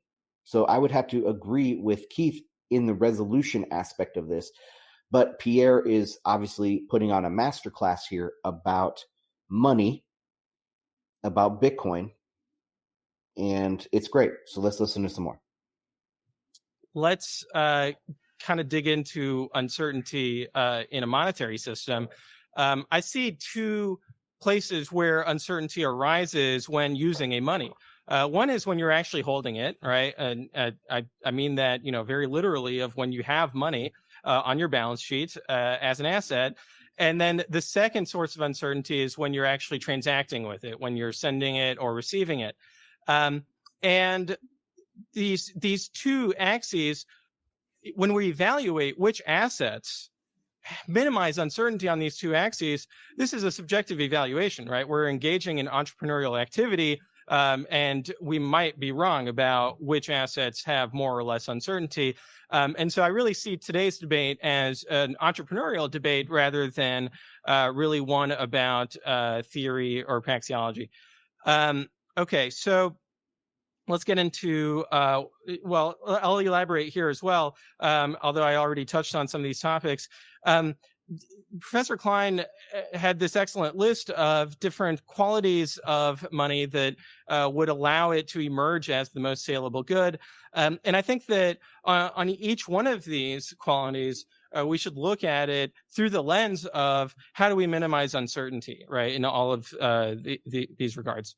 So my central contention is that receiving, holding, and sending with Bitcoin has less uncertainty than with gold. And from that, I would expect that the market process would, over the coming years, and I think that the proposition is 21st century, so we've got the years are ticking by, but we've got 70 something years remaining of market process before we can finally decide whether Keith or I was correct. But that if Bitcoin really does fundamentally have an order of magnitude less uncertainty than gold does, that we would expect Bitcoin to demonetize gold. And I would argue that silver has been demonetized already. And if I really wanted to throw a bomb, I would argue that the dollar has already demonetized gold. And it's only recently that gold has reasserted its monetary premium, in post 9/11 world. But that really, at 2000, when Tony Blair was selling the UK's gold, that maybe that was peak demonetization of gold. But I'll let Keith pick on that thread if he finds it to be silly. So let's look at it. Let's look at the uncertainty when we're receiving an asset. This was highlighted by the professor that came after Professor Klein, but I should have Newman, I believe. He pointed out the issue with counterfeiting. And when we're dealing with a monetary asset, it's critical that we're able to verify the authenticity of that asset, that we're able to combat counterfeiting. And here, I really think that gold has an issue of cost. It is very expensive to verify. So for guys listening and not watching, on the right of his slide here, it says assay and sonogram for gold costs about $3,000 to $8,000 to manually verify the gold you receive, but it's impossible to audit the total supply. Where Bitcoin, not only can you automatically verify all Bitcoins, but you can audit the total supply of all Bitcoins.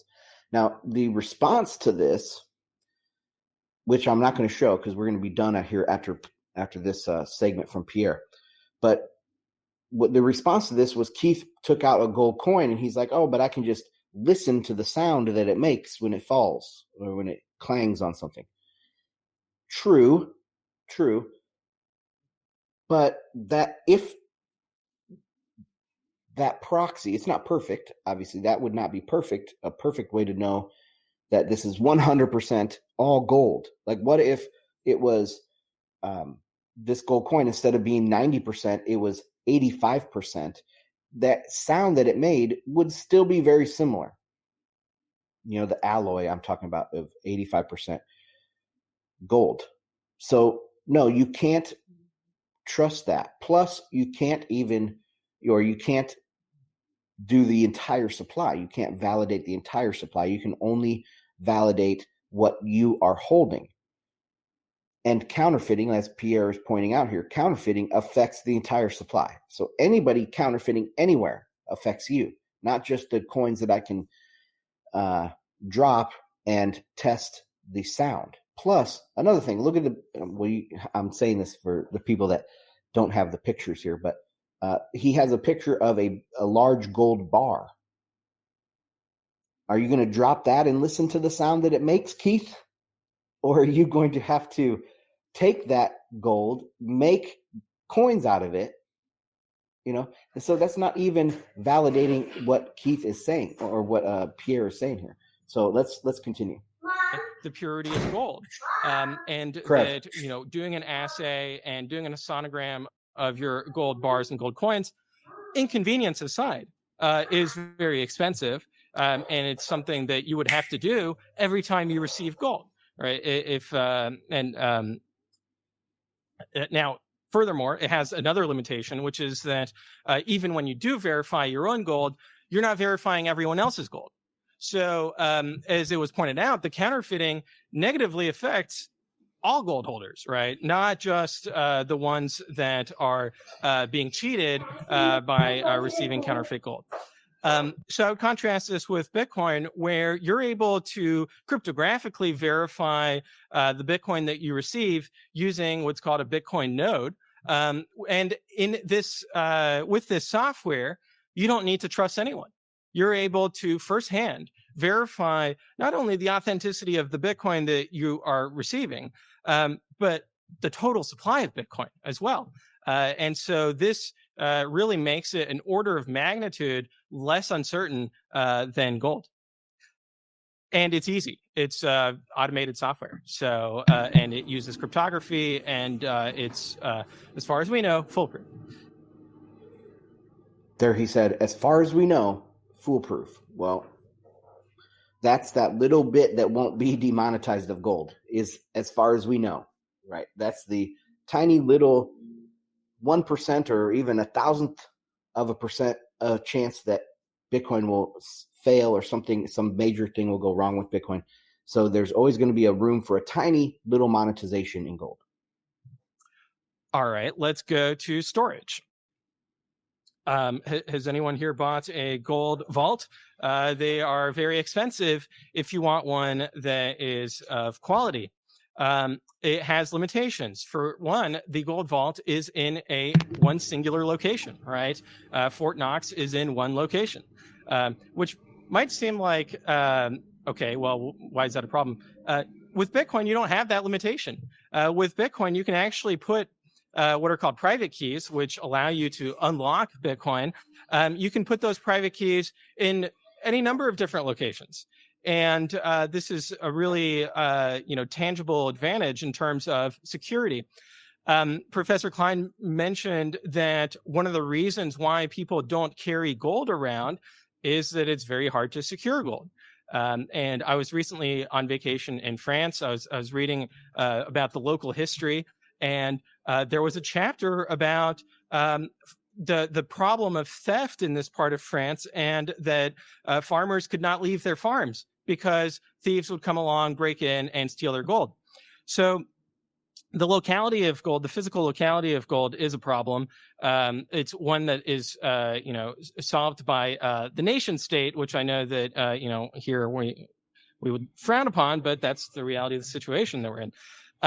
Furthermore, one of these vaults is rated to last 30 minutes against power tools. So if you are not home and the police does not arrive within 30 minutes, they will break into the vault and they'll be able to steal the gold. I wanted to add here that the physical nature of gold actually was a benefit, in the past, because it was a way to have a fixed supply, at least have some sort of fiscal restraint on fractional reserve, right? Or physical constraint on fractional reserve. That physical nature was a constraint. But today, with Bitcoin, you don't need that. And now the physical nature has turned into a weakness for gold. So let's continue. Which means also that if you are dead for whatever reason, right, that perhaps this is a home invasion and the home invader, is a criminal and murders you, then they can still access your gold, right? That's not necessarily the case with Bitcoin, because with Bitcoin, if you had memorized the passphrase and they've murdered you, now they can no longer access the Bitcoin. Which also leads us to the final point here on the gold side, is with regards to pleading the fifth. This is relevant in the United States. I'm sure that there's different degrees of relevancy outside the United States, but in the US, you can plead the fifth in order to not give a password to the government, right? So if you have your Bitcoin locked away by a passphrase, the government can't compel you to give up that passphrase and seize your Bitcoin from you. Whereas with gold, all they need is a search warrant, and they can certainly seize, gold from a vault. That's unfortunately in the Constitution. Okay, now on the gold side, there's really easy ways to store Bitcoin. You could just use your phone, right? There's lots of great Bitcoin wallet apps on your phone that allow you to hold your private keys there. But that would not be minimizing the uncertainty, right? Because phones are actually one of the riskier ways of holding Bitcoin. The most secure known way to hold Bitcoin is to use what's called a multi-sig, which allows you in a programmatic way to say, we're going to, in order to spend these Bitcoin, you need 2 signatures from any 3 different devices, right? And these devices are generally called hardware wallets or signing devices. Here I've got, for example, the cold cards. And, this multi-sig, I use 2 of 3 as an example. It could be 1 of 5 or 10 of 15. There's any number of different combinations that one could have in order to, again, minimize the uncertainty. You can do neat things with multi-sig. You can leave private keys in different legal jurisdictions so that in terms of asset protection for the government to seize your Bitcoin, they would have to go through international legal process to seize all of the private keys and be able to move the Bitcoin. This cold card, this latest generation, as far as we know, can resist power tools and lasers for an indefinite period of time. So the attacker would sooner accidentally destroy the private key than be able to extract it from the device, just making it an order of magnitude better than the vault. And it's, again, inaccessible if you're dead, and you can plead the fifth.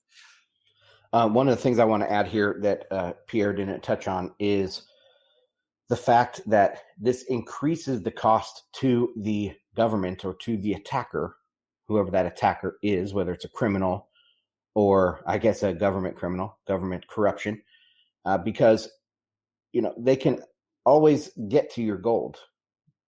They can always get to your dollars, and sell that in order to pay for their enforcement, right? But they can't do that with Bitcoin. That threat is that they will waste the expense of going after you and not get your Bitcoin. That's always a threat.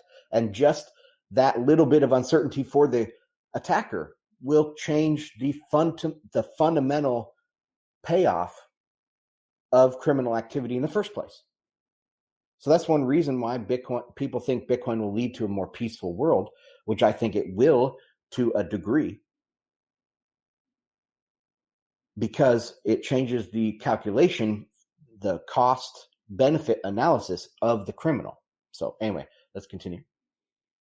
Okay. Sending gold versus sending Bitcoin.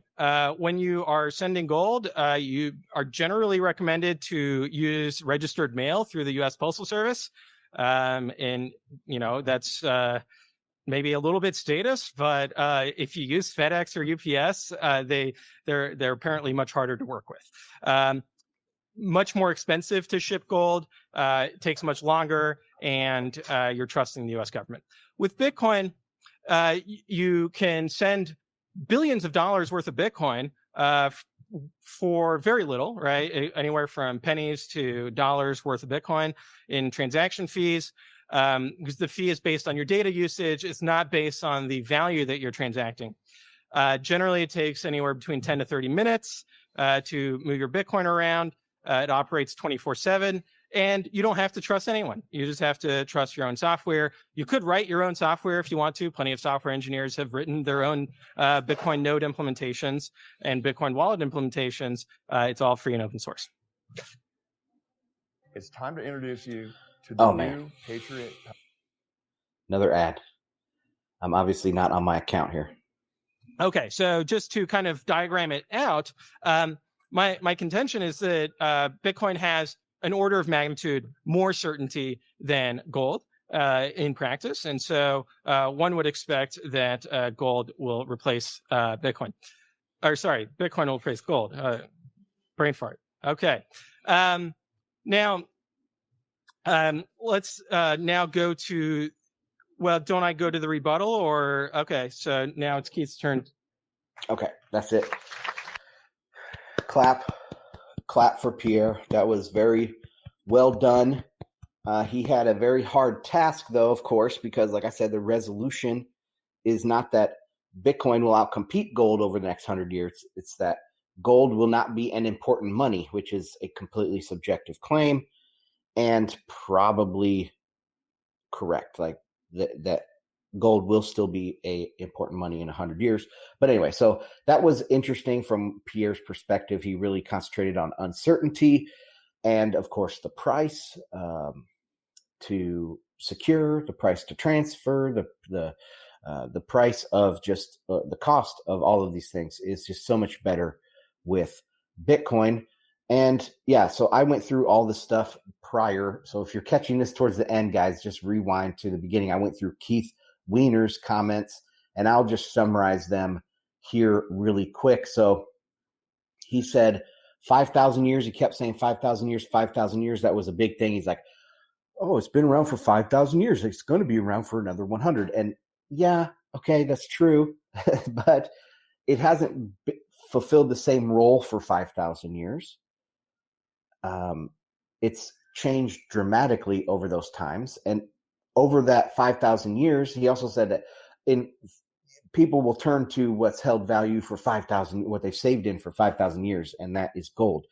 But people have saved in all sorts of things, in almost an infinite amount of things that people have saved in, not just gold. Gold being, to compare apples to apples, you would have to compare the classic gold standard, which lasted for what, say, not even 100 years. Wasn't it like the 1870s through 1945 or would you say 1933? I don't know exactly, but the classic gold standard didn't even last 100 years. And so that would be more of an apples to Bitcoin's 13 years. We're not talking 5,000 to 13. We're talking 60 to 13.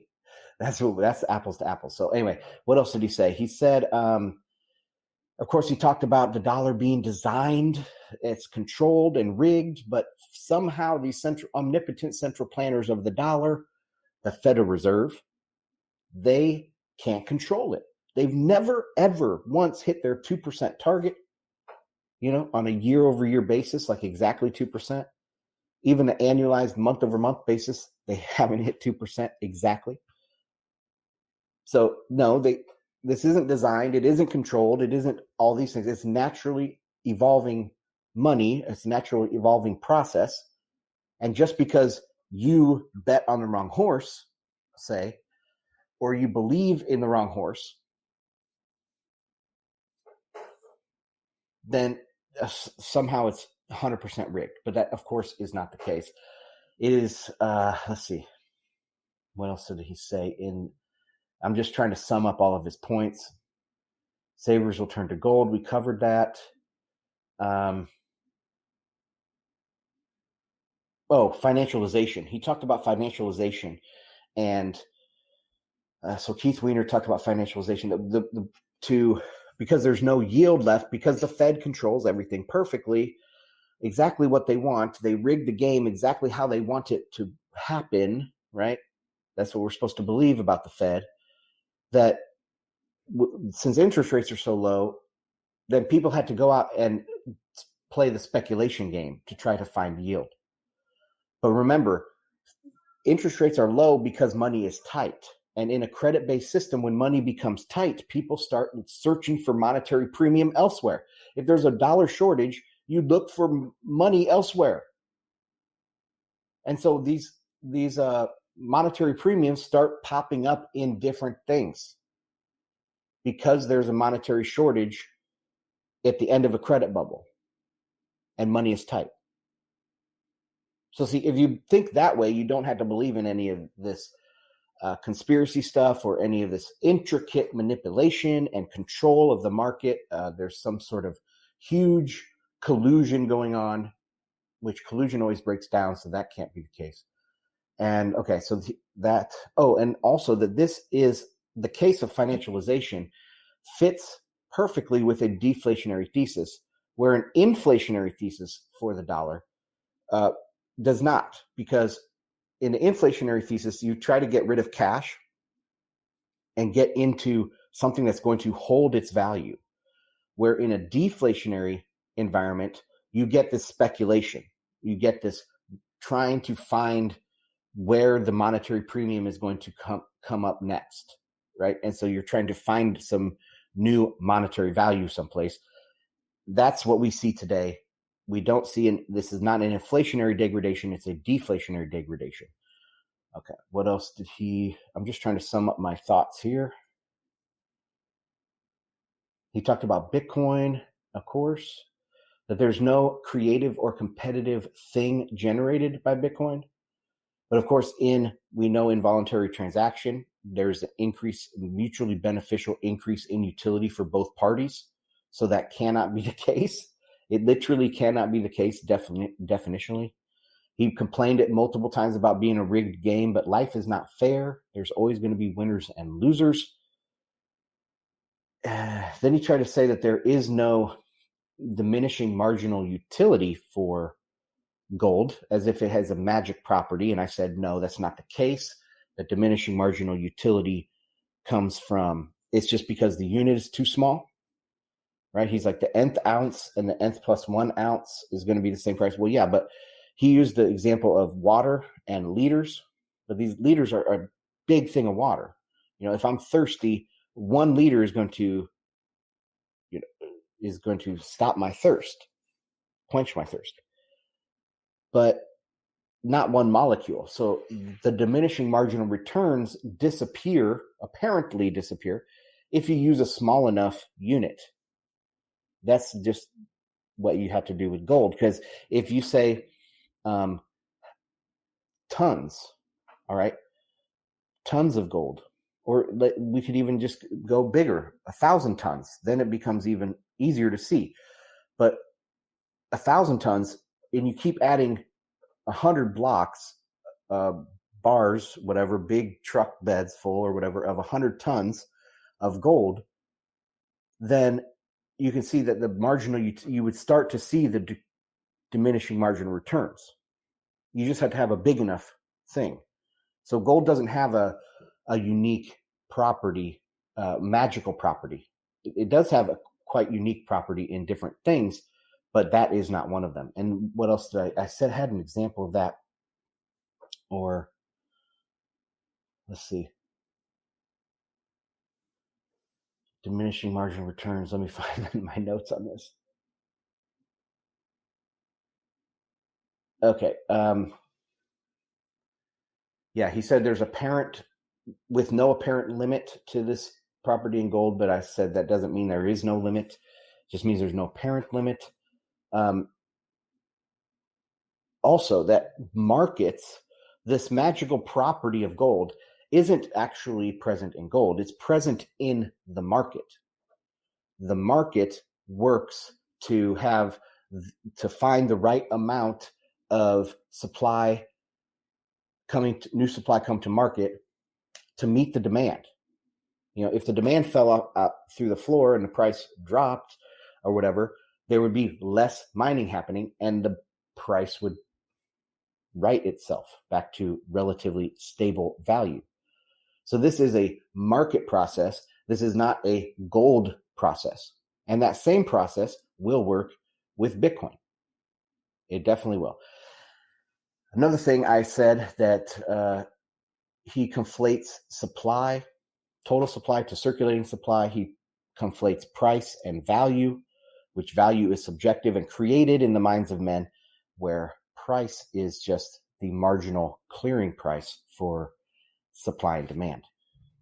Okay. Also, I said 21 million is not arbitrary, because people always say that, oh, why is it 21 million?